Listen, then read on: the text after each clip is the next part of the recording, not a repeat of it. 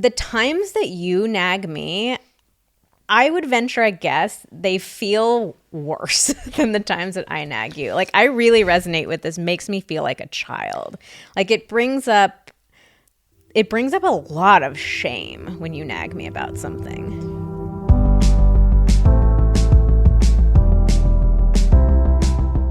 Hello and welcome to the Pillow Talks podcast. We're your hosts, Vanessa and Xander Marin. I'm a sex therapist with over 20 years of experience. And I'm just a regular dude.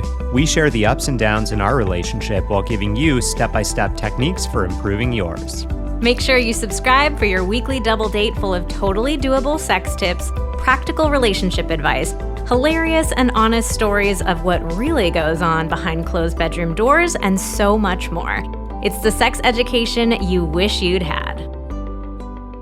This episode is sponsored by OneSkin, which combines tissue engineering, data analysis, and cutting-edge longevity science to target skin aging. To get 15% off today, go to oneskin.co and use code PILLOW. And thanks to Cozy Earth for continuing to support Pillow Talks. Give the gift of a good night's rest with Cozy Earth. Get 35% off site-wide when you use code PILLOWTALKS at CozyEarth.com. Babe, you still haven't unloaded the dishwasher, have you? Why'd you fold the towel like that? I asked you to take the trash out like 10 times already. Ooh, I'm feeling triggered already. We just got started. If you're feeling triggered on the giving or the receiving end of that, do not fear.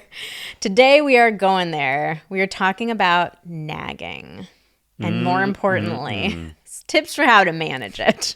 Tips on how to nag. How to nag. How to nag better. How to be the best nag you can be. I wonder if there are any like nagging influencers out there. Like there's an influencer for everything these days. And I wonder if there are people that are like, yeah, like, you know, my 10-step process for nagging to get things done right.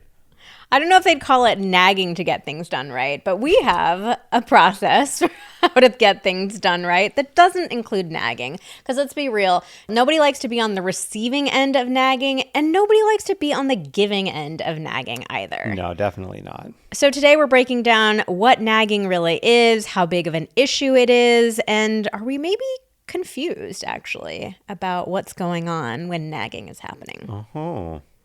But first, we got to get into our review of the week. This week's review is 12 out of 10. Recommend for everyone. Ooh. But they only gave us 5 stars. How come they didn't give us 6 out of 5 stars? I don't think Apple Podcasts allows that, Well, sadly. I appreciate that in their review title, they made sure everyone knows that it's 12 out of 10. I love this podcast. I look forward to the new episode every week. They're always so relatable and insightful. I found Pillow Talks on another podcast and was immediately hooked. I came to VNX for sex advice and I'm always leaving the episodes with that and so much more. Relationships, mindset, perspective, etc. I've recommended this podcast to all my friends and family and they've had nothing but good things to say. Give it a listen and prepare to be hooked too.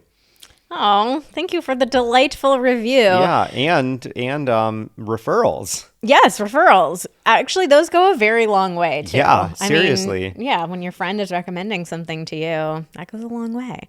So reviews mean so much to the podcast. It's really the only way the podcast can grow and reach new audiences. So we really appreciate you helping us serve more couples by leaving a review.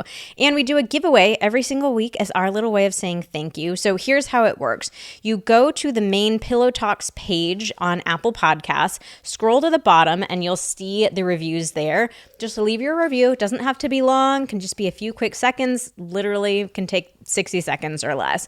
And then once you leave that review, you are entered into our giveaway every single week going forward. So if you hear your review read in an episode, email us at info@vmtherapy.com and you will get to choose a prize. It's just our little way of saying thank you for helping support the podcast and helping Pillow Talks grow.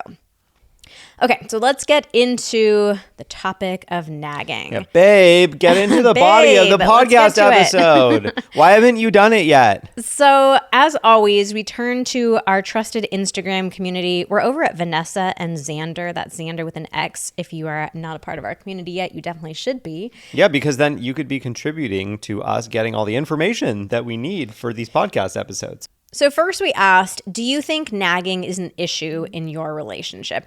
The answers that we gave were yes, a big issue, yes, a small to medium issue, I don't, but my partner thinks it is, and not an issue at all. So the most popular answer at 43%, Xander, tell us what it was. A yes, a small to medium issue.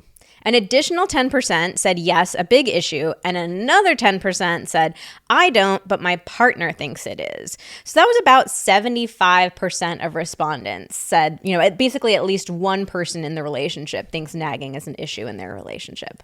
So before we go any further, I think we need to define what is nagging. And nagging is interesting because I feel like it's like that old description of porn from the Supreme Court. It's like, it when you see it. You hear it when you see it. Like, what nagging is when you hear it. Yeah, but how do you actually explain? How do you put words to it? It's surprisingly hard to define. So what we came up with was asking someone repeatedly to do something, often accompanied by an annoyed, frustrated, or condescending tone. And I think the tone is really when you can tell that it's nagging. Yeah, there's a tone. To me, I think there's also a piece in nagging where you're sort of operating from the assumption that somebody hasn't done that thing. Like, you haven't done it, I have to remind you again and again and again. Yeah, well, because presumably if you were always asking someone if they did something and the answer was yes more than 50% of the time, or was pretty frequently yes, yeah, I did that, you probably wouldn't be asking so many times, right? You probably wouldn't be doing it in the first place, or you definitely wouldn't be repeatedly asking. And it would be weird if you had a tone with it, if it's the expectation is, oh yeah, if I ask them if they've done something, they've probably done it. So yeah, it makes sense that this is a repetitive thing, that this is a thing where, yeah, there's a charge to the way it sounds. It can be a gray area, though. So, for example, listen to this question. Can this be put away? Is that nagging or not nagging? Not nagging. Really? Oh, what if it's can this be put away? Yeah, I mean, that's starting to get there. It's sort of an interesting, because that's one of those questions, it's not really a question. You're actually wanting somebody to put the thing away. Can this be put away? Obviously, yeah, it can be. It's are you asking me to, or are you actually asking, is it possible to put that item away? Yeah, I mean, technically, grammatically speaking, that is in the passive. So it's not a question of, can I do it? Can you do it? Should I do it? Should you do it? It's just is it possible? Mm-hmm. In theory. So yeah. I mean, those are probably not great. I wouldn't recommend anybody ever word a question that way because it's vague. What about, are you almost ready to go? I mean, I'm trying to... It's the tone. It's all in the tone. Yeah, there's a bit there. It could be, are you almost ready to go? Versus, are you almost ready to go? Yeah. It's all about the tone. Same thing with are you going to eat that? Or are you going to wear that? That one for me, you don't even need too much tone. It already starts to get my hackles up a bit.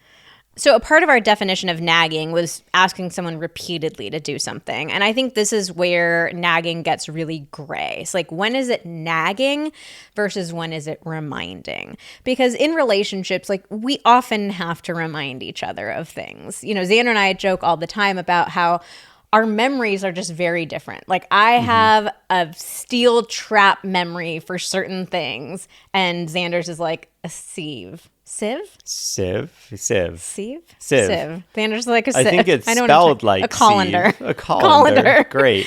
And I have a colander for certain things where Xander is a steel trap. So it's part of being a team is reminding each other and kind of yeah, I got this stuff, you got that stuff type of thing. But obviously reminding can very easily cross the line into feeling like nagging. And a lot of people in our Instagram community said that they didn't know where that line was. We put up a question box, said, what questions do you have? How can we help you with nagging? And one of the biggest things that people wrote was well, when is it reminding and when is it nagging? And this seemed like something that people were arguing with their partners about. Yeah, that makes a lot of sense.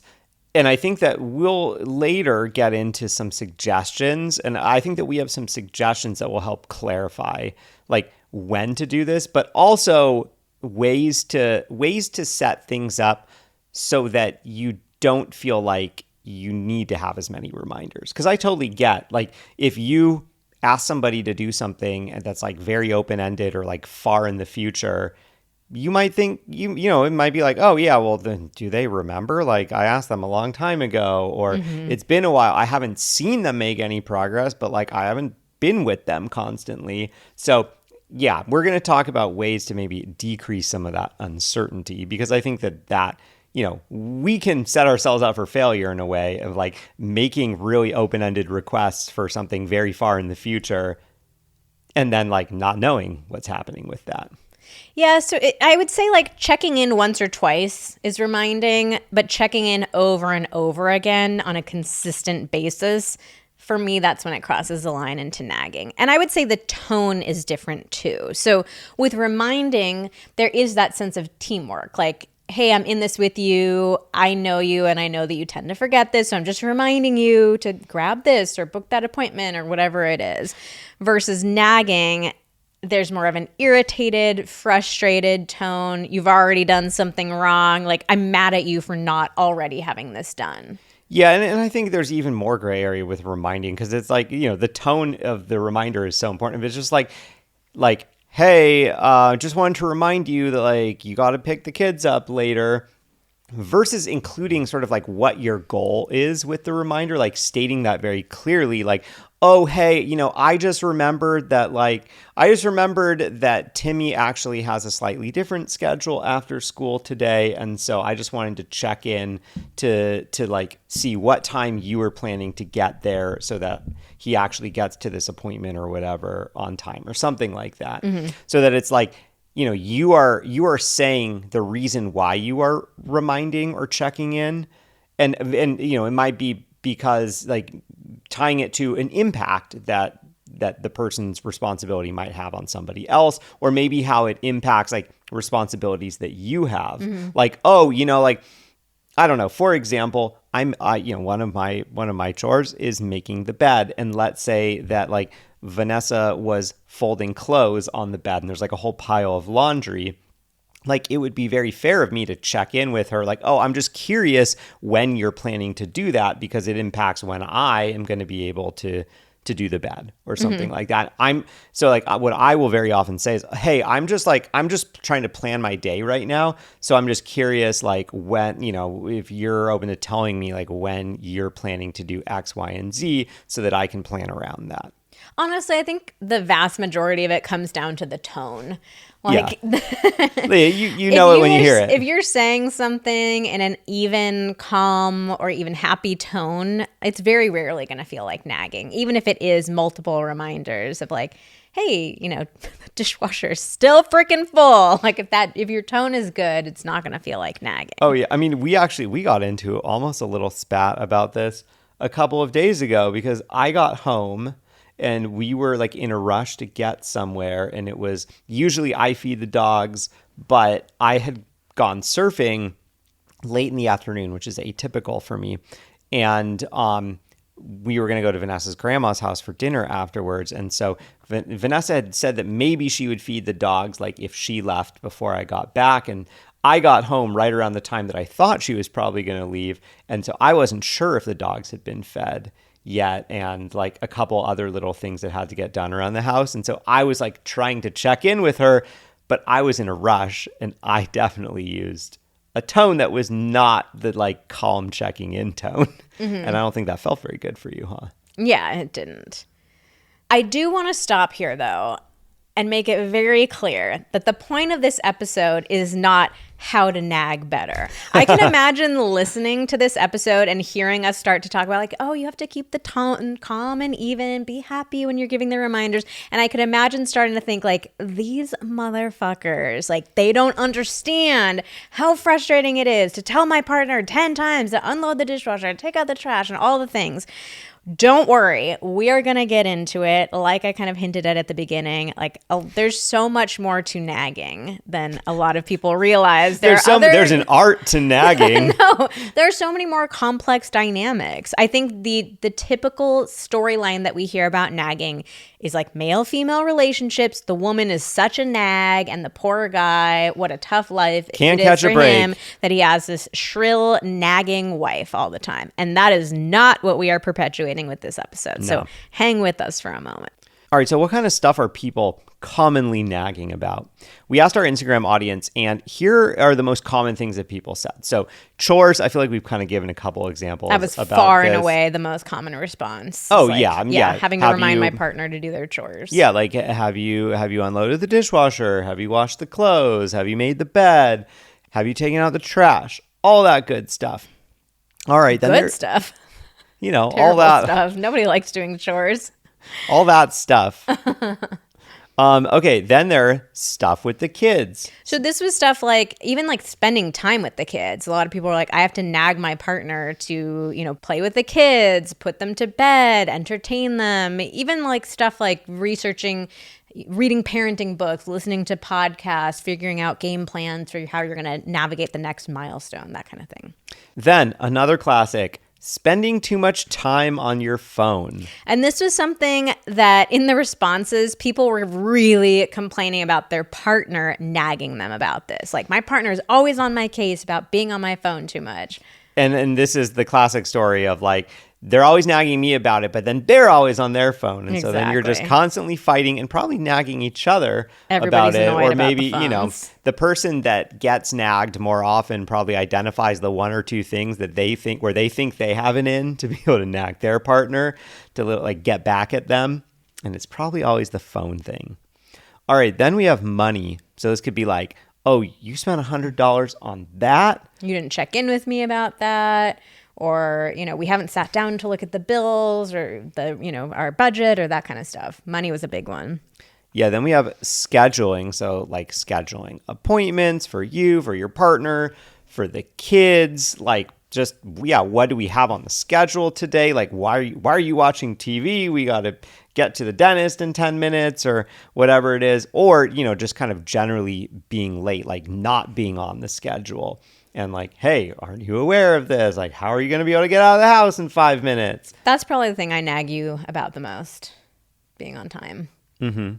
Then we have relationship stuff and sex. So it could be like, hey, like, when are we going to spend some time together? Or like, oh, like, why are you doing this? We could be doing this. We could be doing that together. Or you haven't had sex with me in 10 days. Yeah, well, I think a lot of people are wanting their partner to be more invested in the relationship and put more of an active effort into it. So there's sort of a nagging about like, I want us to be more invested in each other. And then finally, health stuff. This could be all kinds of things, but, classic examples like smoking, drinking, hygiene. Yeah, people just generally wanting their partner to take better care of themselves and feeling like it's like on me to make sure my partner takes care of themselves because they would take terrible care of themselves without me, which is a lot of stress and pressure for one person to feel. We also asked people, what does nagging make you feel like when you're the one nagging?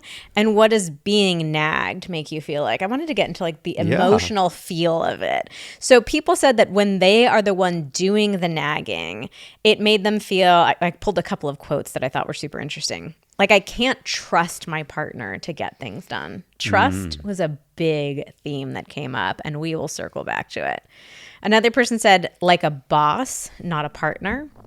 Like I'm embodying all the stereotypes of women. It's kind of a little bit of what I referenced earlier. Oh. It hurts our emotional connection. And then words like frustrated, annoyed, resentful, and shrill. None of these sound fun at all. No, are there no positive impacts of nagging? I sure don't think so. No positive feelings? I feel powerful. Said nobody ever. I feel powerful when I nag. No. I feel powerful and needed. Necessary. Not. I'm really scraping for possible things that you could be feeling. All right, so we've clearly established there are no positive emotional impacts or feelings that you get from nagging. But what does it feel like when you are the one being nagged? what we heard from people was, makes me feel like a child. And this one makes total sense because I think that in parent-child relationships, there is a lot of nagging because kids are not immediately good at just following direction and doing chores. I mean, this is something that you really have to learn. And I mean, honestly, probably a lot of these dynamics in adulthood come from dynamics in childhood where like you were nagged because you like didn't immediately learn to just do things, or maybe you even pushed back against doing things. I mean, I know I have all kinds of stuff like this that comes up for me where I'm like, you know, it just reminds me of like ways that my mom used to nag me and ways that I would want to push back against that. You know what? I will say, I think our relationship does follow some of the stereotypical patterns of like, obviously we're male, female. I would say I nag you more often than you nag me. Yeah. But the times that you nag me, I would venture a guess they feel worse than the times that I nag you. Like, I really resonate with this. Makes me feel like a child. Like, it brings up a lot of shame when you nag me about something. Yeah. I don't know if you feel that way when I nag you, but there's just I don't know if it's because I usually nag you more often, if the two things are related, but I'm just sort of sitting with in the rare times that you do nag me, it's just this knife to the heart. Like, oh, he thinks I'm just this pathetic little child that he has to manage. Oh, interesting. Mm-hmm. Yeah, I mean, honestly, I guess I don't, in a way, like the first thing that came to mind for me was like, I feel like I'm not even allowed to nag you. Ooh, say more. Like, well, because you do it a bit, I wouldn't say we have a serious problem. I wouldn't say we have much of a problem with nagging. I think that probably the nagging in our relationship has decreased a lot. Mm-hmm. However, like, yeah, like you said, you nag me more than I nag you. And so I guess that there's sort of this like, you know, this like, oh, well, Vanessa is better at these kinds of things than I am. So it would just be childish of me to be like trying to like one up you with the like, oh, I noticed this, I noticed that, you haven't done this, you haven't done that. And it's like, I'm not trying to play that game. I'm trying to be like, I'm trying to show you that I'm an adult by like not doing that, I guess. So it sort of feels like, oh, well, I couldn't really do that. So I do find myself being very careful when I'm noticing there's something that I might like you to do, or like I'm curious if you've done, because I really don't want to be sounding like I'm doing it. Yeah, we'll get into some of those. There's some very tricky dynamics that come up around it, but it's interesting to hear you say that. Yeah. Okay, let's continue with some of the other responses. All right. Makes me feel like my partner is my project manager, not my partner. And I mean, imagine along with this probably kind of also feeling like, you know, if your partner is your project manager, it's like they're more concerned about the tasks or the projects and their status than they are about you in your relationship. Makes me feel embarrassed or ashamed that I forgot. Yeah, actually, that's more of what it. No, it is. It does make me feel like a child, but also this embarrassment or shame. I feel like the times that I nag you about things, it's kind of that. It is that repetitive, like, hey, I've brought this up a few times type of thing. But when you nag me, it's that like it's the one. It's like one reminder that I've forgotten. I don't know. For some reason, I feel like to even have to get one reminder about something makes me feel so bad. Well, I mean, I didn't know that you feel so bad about it. I honestly didn't either until we started recording this. Interesting. I mean, I wonder. I have some theories, actually, which we're going to talk about in a couple of sections. I keep like catching myself wanting to jump ahead and talk about that. No, I mean, let's do it. It's right here. I mean, I think I wonder if you feel like you're not allowed to like forget things, like that your role in our family, in our relationship or whatever, just your role as a woman, whatever it is, that you're not allowed to forget anything, that you have to, that like your value in your job is having all the things. Let's screw the order of things that we thought we were going to discuss and let's just jump right into it. When we were thinking about this episode, the original idea that I had in mind, it was a sentence. I was like, when is it nagging and when is it your partner just not being an adult? Like I was saying earlier, the stereotype of nagging is it's the woman always doing it. She's so shrill. She is such a nag.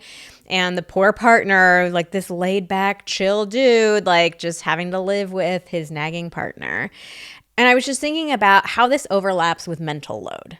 So in male-female relationships, research has shown that the vast majority of mental load falls on the woman's shoulders. And if you've never heard us talk about mental load before, definitely go back and listen to episode 4, one of the OG episodes where we talk about what mental load is and how it shows up in your relationship. But it's basically the invisible mental labor that goes into running a household and a family. So it's not just the chores themselves, but it's also like anticipating needs, brainstorming possible solutions, deciding on a solution, taking action on that, making sure that the action has worked, reevaluating, was that the correct thing?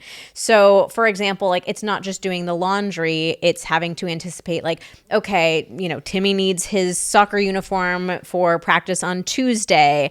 And I have to remember not to wash this shirt with this other shirt because the colors bled together. And this shirt needs to be air dried. And, Sarah is allergic to the laundry detergent. So I have to stop using that one and find a new one. All those little details. And it's just so much mental energy that for, very long time we've never recognized. So women, we have all this pressure on ourselves to like be the household manager, to carry all this weight to make sure things run smoothly. And I think a lot of us feel like we have to nag because otherwise nothing would get done.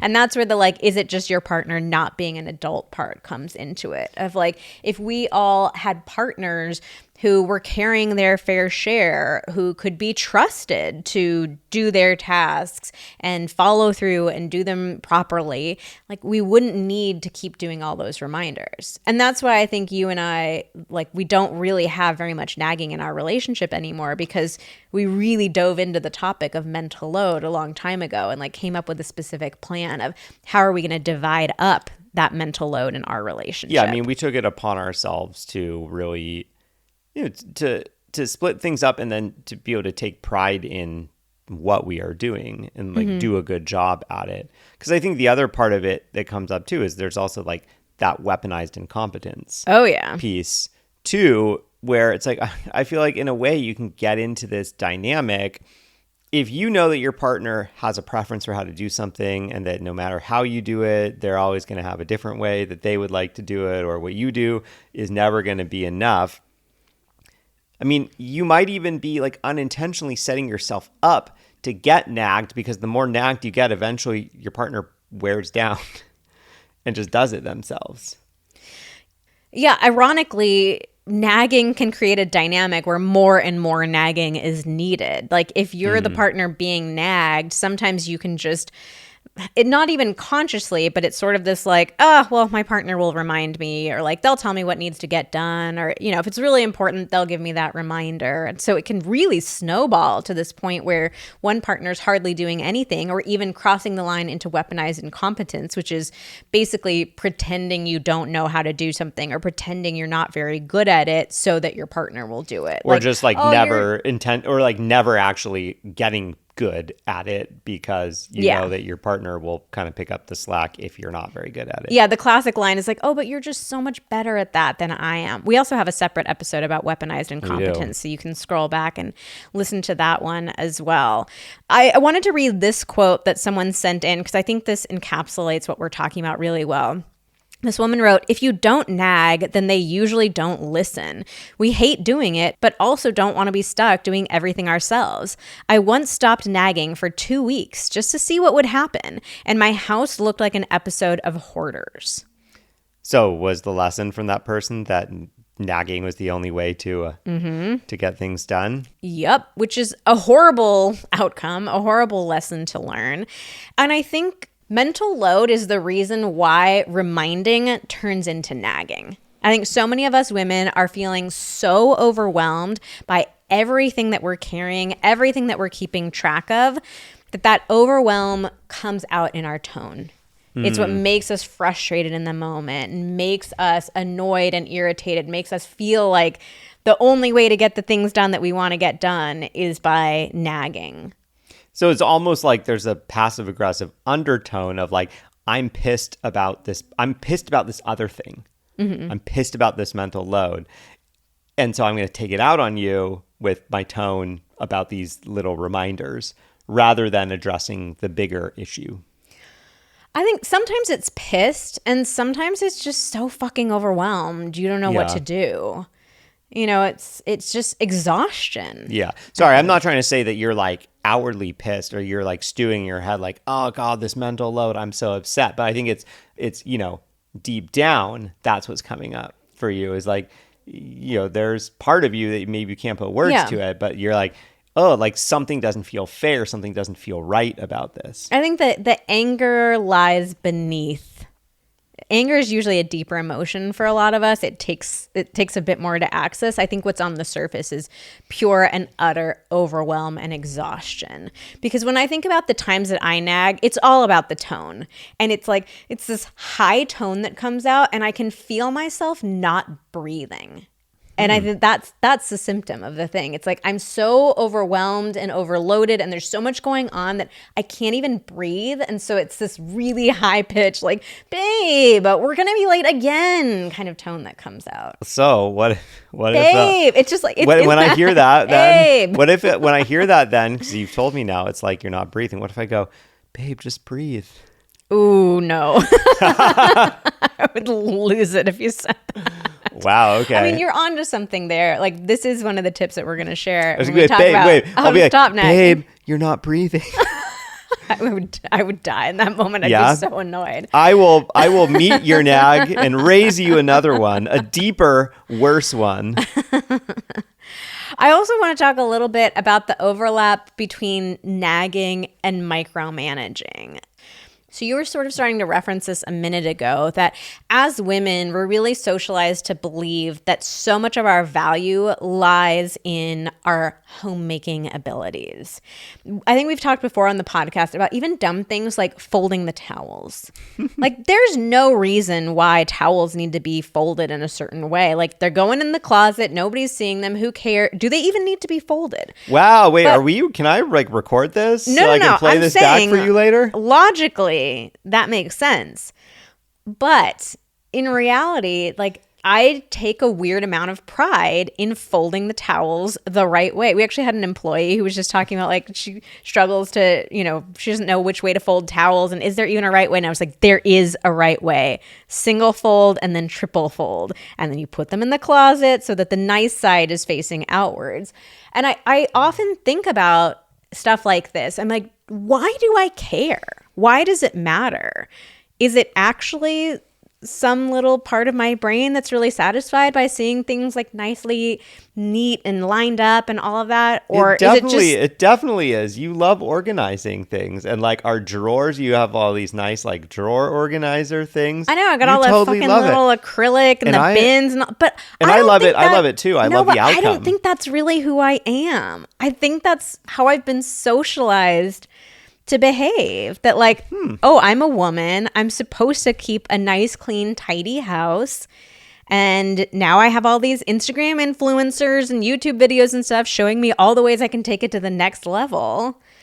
There is some part of it that genuinely does feel like kind of cute and fun, but I think the majority of it is just straight up socialization. Well, I will say I really appreciate the outcome of all that organization. I love opening our drawers and things are super nicely organized. And I do really try my best to like keep things organized in those drawers. Though I do know that yesterday I picked the towels from the wrong pile in the linen closet. You did. Yeah, but I have a system. There's no sign, by the way, that says this is the right pile. Like, I was like, usually like, don't you know you have to take the towels from the left-hand pile? And I was like, no, I don't. I don't know. Why would I know that? Where do you take the towels from?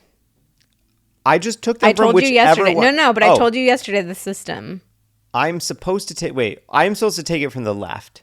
Where on the left? Top left. Okay, there you go. Because of what I learned is that There's a towel rotating. She wants system. them to rotate so that we use the towels equally so we don't have like 2 ratty towels and a bunch of new ones. But this is a perfect example. With this, this way of getting everything done in exactly the right way and having it so neat, we have created really high. Yeah, we have created a monster, because now it's not just things need to get done, which that in and of itself, that's a lot. Being an adult, there's a lot of hard stuff that you just have to do to be an adult. But now we've gone to the next level with there's a specific way that every single thing needs to get done. And so if you're not doing the thing in that specific way, it makes it so much easier for me to cross the line into nagging. Like I think I was okay with my tone with you about the towels, but there was definitely like an irritation that came up to me internally where I was like, hey, grab the towels from the right, not from the left. It's the wrong system. So it's just like it's ratcheted the potential for irritation and annoyance up so much higher. But what I'm saying is this is unfair to everybody. It's unfair to me that I have this internal pressure that it's not just like, hey, yeah, make sure you've got clean towels so you're clean when you get out of the shower. Now it's like the towels, they have to be folded in the right way and put in the closet in the right way. And if you don't know the exact right way that I want it to be done, then I'm going to get annoyed with you. Like, it's not fair to me and it's not fair to you. Oh, yeah, because I don't think anyone ever told me what the goal of the towels was and that which way it was. That's not true. I think I have told you like one other time before. But that first time you would get the pass for, I probably did nag you of like, you cooked the towels from the wrong place. And you're like, well, I'm operating in this system where I'm like not living up to what I'm supposed to do, but I don't know what the rules are. Yeah, well, also, I mean, the other thing about that is that you obviously came up with a strategy for this. There's no one right way. It could have been that you take the towels from the right, you take the towels from the bottom, even though that wouldn't make any sense.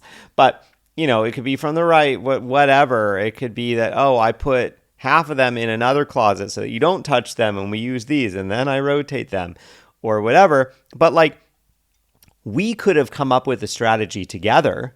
That probably would have been a much better way for us to both remember. Because it's like, it's hard to remember something when Vanessa tells me, oh, you got to do the towels like this. And I don't know what went into that decision for her or what went into like her deciding this is how it needs to be and why. And I don't know what all the downstream impacts are. Whereas if this had been something that we had strategized together of like, oh, hey, I'm noticing that we are starting to get half of our towels are totally worn out and the other half aren't. Like, what can we do about this? And then we both were like, oh, okay, yeah, let's come up with a plan. Let's come up with, a strategy that works for both of us. Then we would both be totally enrolled in that. But I was like, yeah, I mean, I was being extra chill because you were saying that to me while your brother was sitting right next to me. And I was like, I'm not about to tell you how ridiculous this is in front of your brother. I was like, he can probably already hear how ridiculous this is. But I was like, I don't know. How would I know that? There's just towels in there. I don't know. Whichever. We have like French doors that open to a linen closet. I have told you. I was like, I don't know which door I opened. I just opened a door, and if there was towels in front of me, I grabbed the towels because you asked me to grab 2 towels. But see, like it hurts my heart a little bit when you say it's ridiculous. And that's where I think the socialization comes in. It's like, I'm like, oh, but my nice little towel system, and my system. That's just the way that I've been taught to see my own value. So I say this because I want people, we're going to talk about how to stop nagging. Spoiler alert, it's a big conversation about mental load.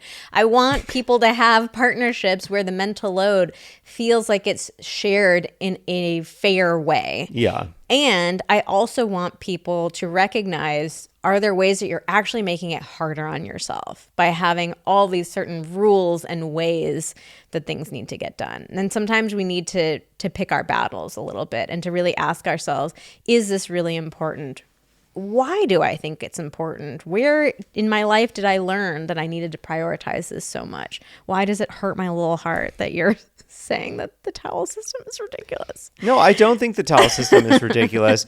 And now that I better understand the context, it makes a lot more sense. What felt ridiculous was that I had to ask like 3 to 4 questions to like roll it back to the point where you finally described the actual strategy behind it to me. At first, it was just like, why didn't you do it? And I was like, well, that's a ridiculous question. I don't know. There's no answer because I don't even know what I did wrong. Before we go any further, we want to tell you a little bit more about our podcast sponsors because we love them and we love that they allow us to bring you Pillow Talks free of charge. So first up, we are telling you a little bit about OneSkin. If you know me, you know that I am very serious about my skincare. So I was really excited to hear about OneSkin. This company was founded by 4 PhDs dedicated to skin longevity, and they really wanted to prove that you don't need a complicated routine to achieve better skin. They make topical supplements that make it easy to help your skin stay younger and healthier without all of the extra steps. Like, who has not seen one of those TikTok videos with like my 12-step skincare routine? Like, who has the time for this, right? So as is the case with any of our potential podcast sponsors, I insisted on trying the product first. I wanted to make sure it was something that I could get behind and support. And so when the OneSkin package got delivered to us, I was looking through all the brochures and information that they sent along with it and was really impressed by all of the research, all of the science that has gone into formulating these products. So these are not like fluffy, like, oh, it just smells good, but does nothing for you products. Like, these are very serious products created by some very serious, smart people to do some absolute heavy lifting. OneSkin is more than skincare. It's about skin longevity, targeting the root causes of aging to help you look and feel your best at every age. Get started today with 15% off by going to oneskin.co and using code PILLOW. That's 15% off at oneskin.co with code PILLOW. After you purchase, they'll ask you where you heard about them, so please support Pillow Talks and tell them that we sent you. It's time to expect more from your skincare routine. Invest in the health of your skin with OneSkin. Okay, so let me geek out on you for a second with some of the science here. So they have an in-house cutting-edge R&D platform, and they were able to measure the efficacy of age reversal molecules in their lab. So they stained skin samples in the lab for senescent cells and analyzed changes to the skin's genetic data before and after exposure to the OS1 peptide. And their scientists found that this OS1 peptide reverses skin's biological age by reducing the number of senescent cells by up to 50%. And next, let's tell you about Cozy Earth. So I'm recording this while I am sitting in my Cozy Earth sheets.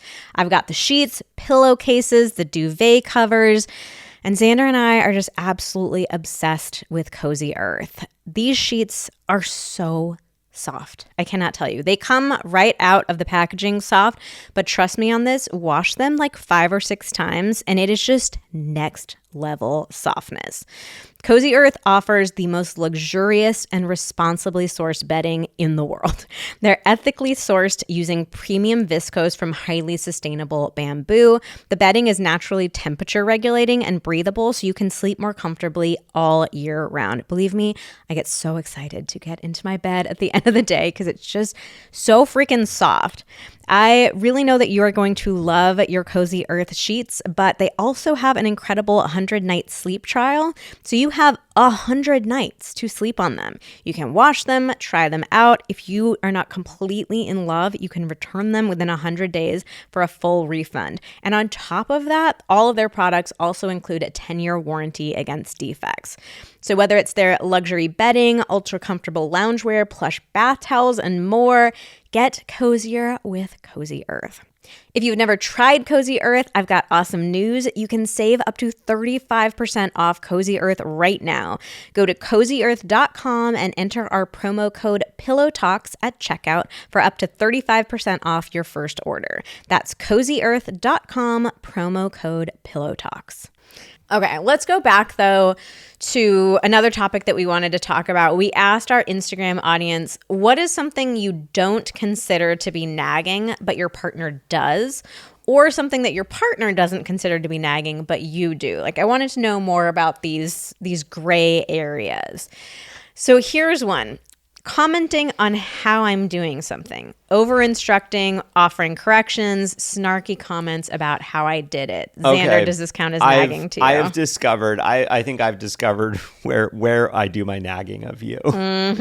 Yes, it is backseat cooking. Yep. But also other just certain household things. Be like, oh, like, why are you doing it that way? Spatial relations things. Ooh, I'm not good at spatial relations. I notice that you're doing something in a questionable, confusing way. And I'm like, wait, hold on. I think there's a really easy way to solve this problem. Yeah, no, actually, that's a great example. I have my own way of moving about in the world. I say it's because I'm a visionary. I don't conform to the rules of the world. I do things the way I want to do them. And sometimes as a small person, I think maybe you have like a bit of a complex where you think that maybe you're a really large person and you just kind of I think go I'm a into small things person, with a lot so of I can energy. just kind of weasel my way. Yeah, but sometimes you also just like flail around and. But I think I have a nice relationship with, sometimes I try something and it doesn't work and I'm like, that's fine. Okay, fine. I learned the lesson and I'll do it the other way now. But Xander hates watching me do it in my own way. Yeah, you're like, no, don't do it that way. Do it this way. And that is why it brings up like feelings of shame for me. It's like, oh man, he thinks I'm an idiot. And I'm like, I'm actually having fun and being playful of like, no, I want to like do this my own fun little way. And maybe it won't work out, but then I'll do it a different way. I mean, this probably gets back to like, I don't know, early on in elementary school when you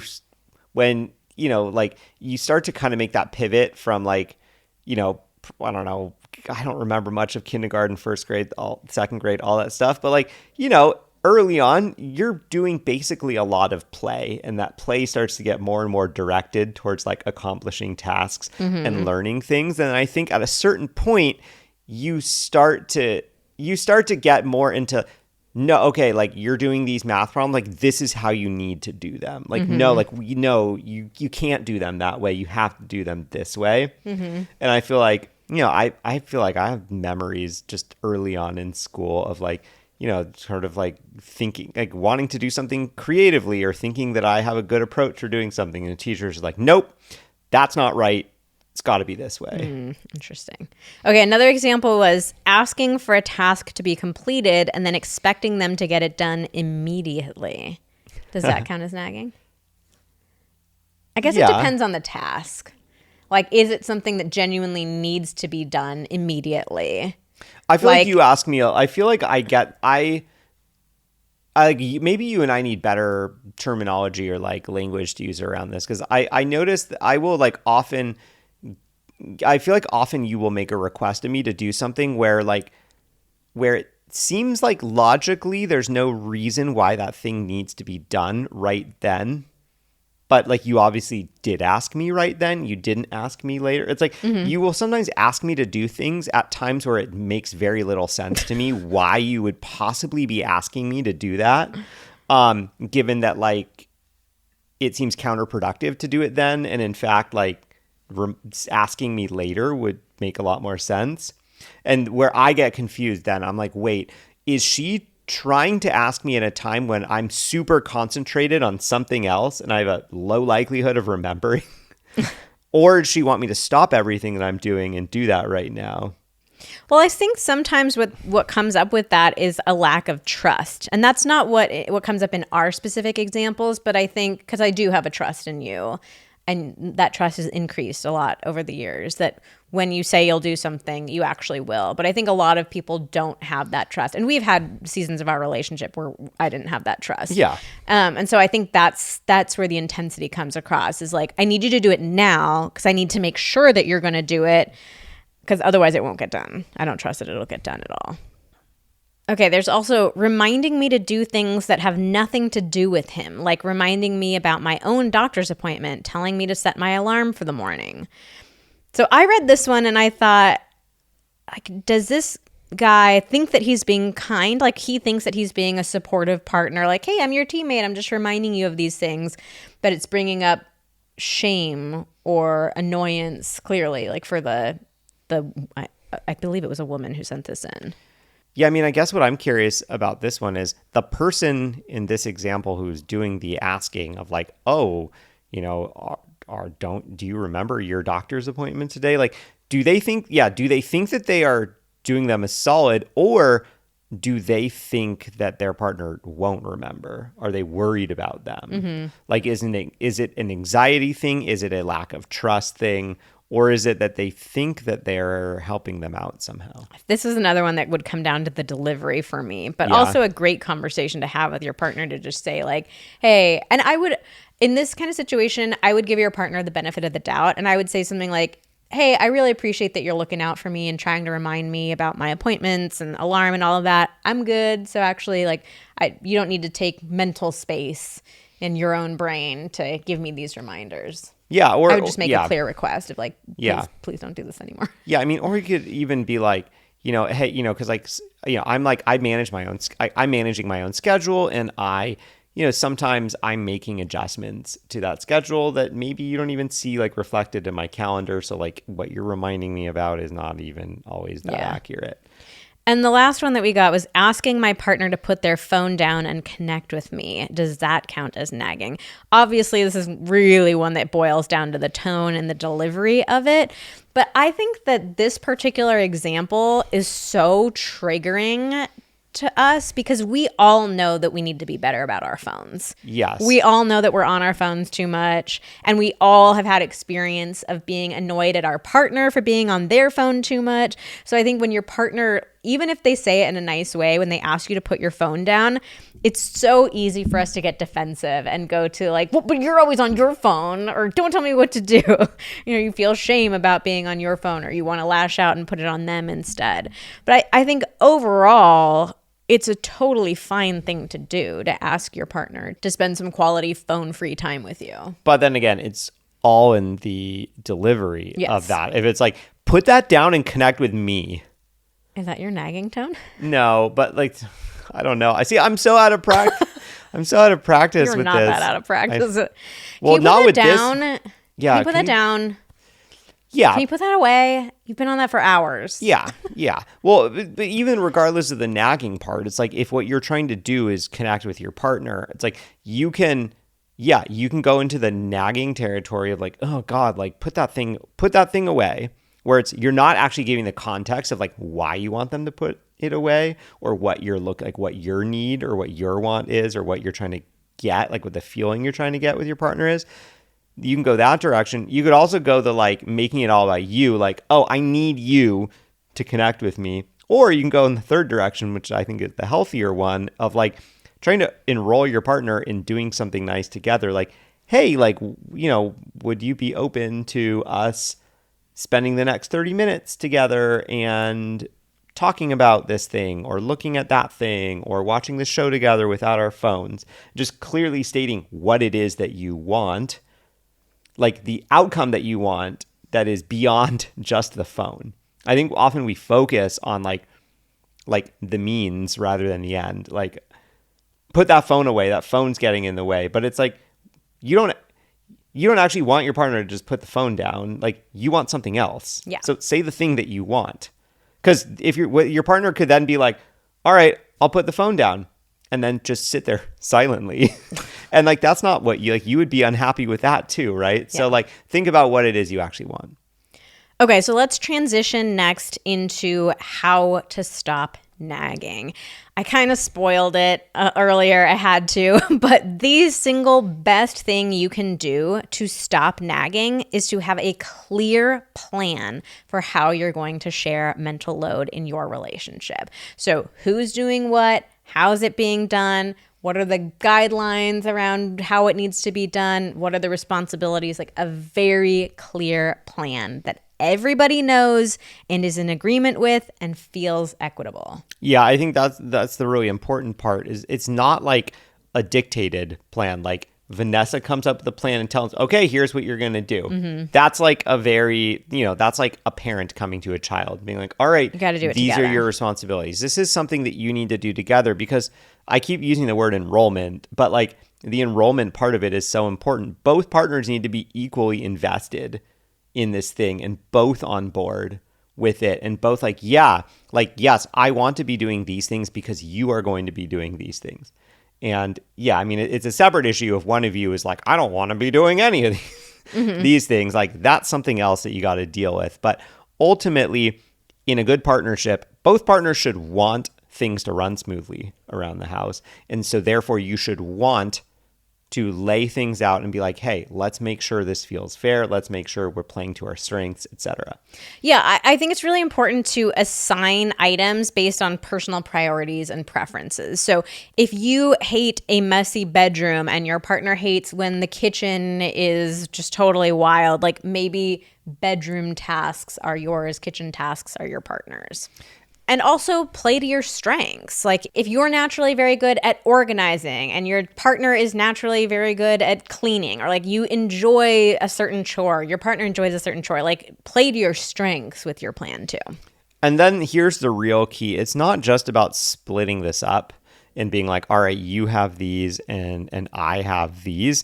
Because this is where, if you just do that part of it, this is where the nagging can come in, is that it's like, okay, well, last week we talked about what all Vanessa's tasks are. And now, that was on Saturday and now it is Thursday and I haven't seen any of their tasks get done. So now I want to start asking, when is this going to happen? Have you done this? And that's where you start to get into that nagging territory. So what you do instead is you also assign clear deadlines that are logical and make sense. Like, what is reasonable, or, something this needs to be done on Tuesday because on Wednesday we do the other thing that depends on that or whatever.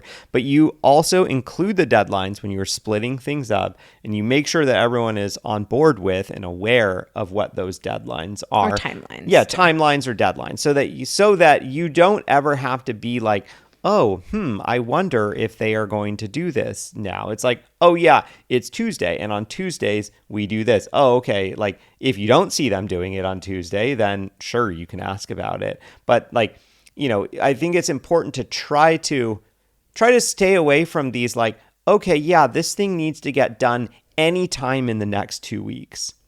Because that's just like going to open the door to like one partner is going to remember that more and the other partner is not. And then like the more remembering partner is going to be starting to nag or question about it. And if you want help with this, we have a mental load workbook. We'll put the link for it in the show notes. It really walks you through exactly how to come up with the plan.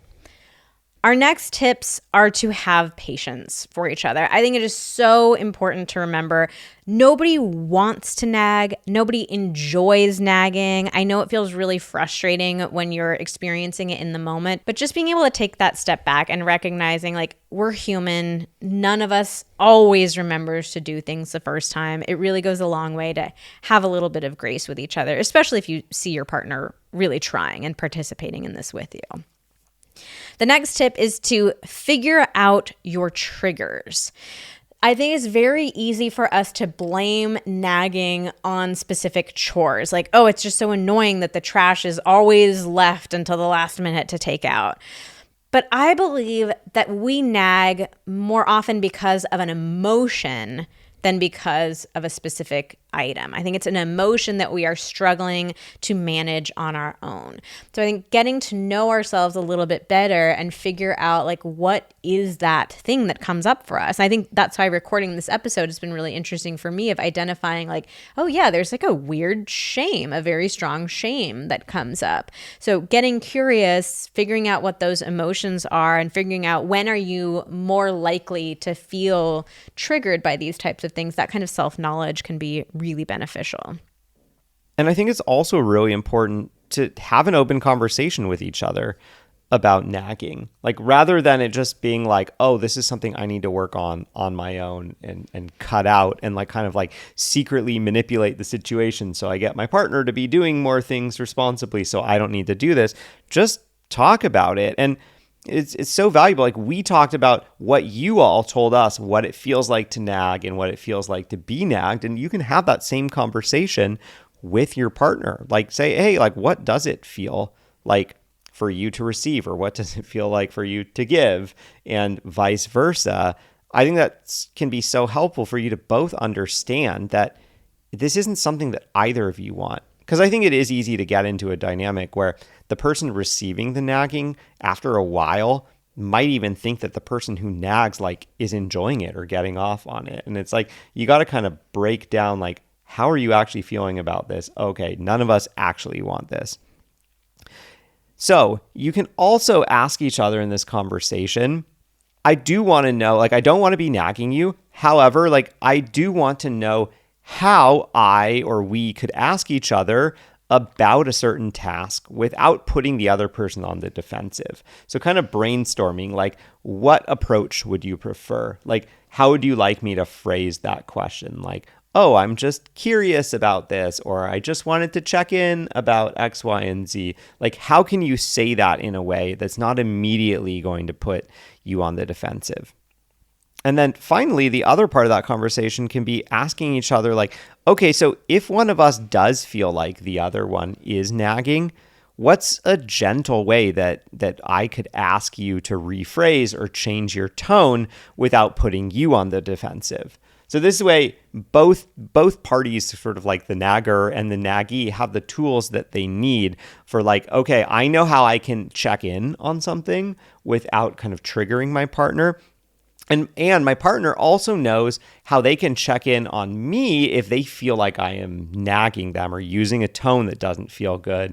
They know how to ask what's going on or ask for a change.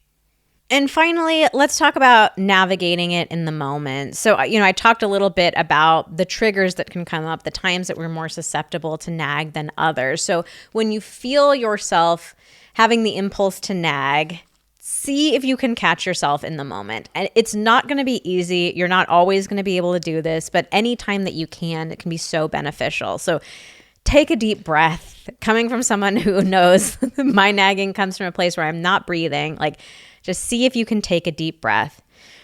Try to make your tone as even and neutral as possible. You may even want to think about something completely different. Like, think about a ham sandwich, like, while you're saying the thing, just so you can, like, take the intensity out of your tone. I have found it really helpful in the moment to remind myself of all the things that Xander does remember to do. So sometimes when we feel that desire to nag, it just feels like, oh, they never do anything. I can never trust them. They're always forgetting this stuff. So I try to balance it out in the moment and think to myself, like, and if I can come up with specific examples, that's the most helpful. Like, hey, let me remember this time that Xander actually took the trash out ahead of time, or he unloaded the dishwasher even though it was my turn, or whatever it is. But just reminding yourself, like, this is not always what happens. I also sometimes will remind myself of the things that I forget to do, because when you're wanting to nag, it's very easy to feel like I'm always in the right and my partner's always in the wrong. So I will remind myself, like, Xander had to remind me to do this thing yesterday, or I totally forgot to call and make that appointment, even though it seemed very obvious and I had it on my calendar, whatever it is. So again, it's just all about, like, kind of evening out your perspective in the moment. And then most importantly, I would ask yourself, like, is this a sign that I need to have a larger conversation with my partner, that we need to talk about the mental load, that we need to talk about my overwhelm, that we need to talk about, like, being a real team with each other. Any relationship is going to have some amount of nagging. You're never going to completely get rid of it, but that mental load piece of it really is so central. So don't torture yourself by having all of these individual instances of nagging. Like, dig a little bit deeper and ask yourself, do we need to have a larger conversation about how we're sharing responsibilities? All right, well, that wraps up our episode on nagging. We would love if you shared this episode with your partner or with a friend. You can share it on Instagram. You can text people a link. You can send it in a handwritten note through carrier pigeon, however you like it best. But it really helps the podcast when you share the episodes and introduce it to new people. So we'd love for you to help the other people in your life figure out how to navigate nagging, because nobody likes it. We don't like doing it. We don't like receiving it. So let's all contribute to a world where there's less nagging. Yeah, we all need some help. All right, well, that's it for today's episode of Pillow Talks. Thank you so much for listening.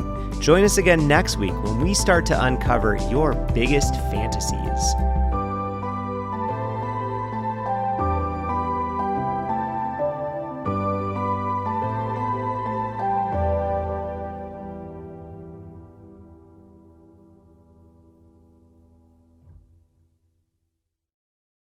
Oh, Mr. Stretcheroo. Did you see him? Yeah, I did. Oh my God, that was a huge stretch. Chauncey, come on the bed. He just wants to be out sunning himself, and you're denying him his chance to sun himself. Okay, I'm sorry about that. We haven't had sun for so long, I forgot. I told you he was really happy out there. Oh, poor guy. I will never do that again, man. I feel like a dick. Get him in here. That's what you nagged me about. Get him in here. No, that was me stating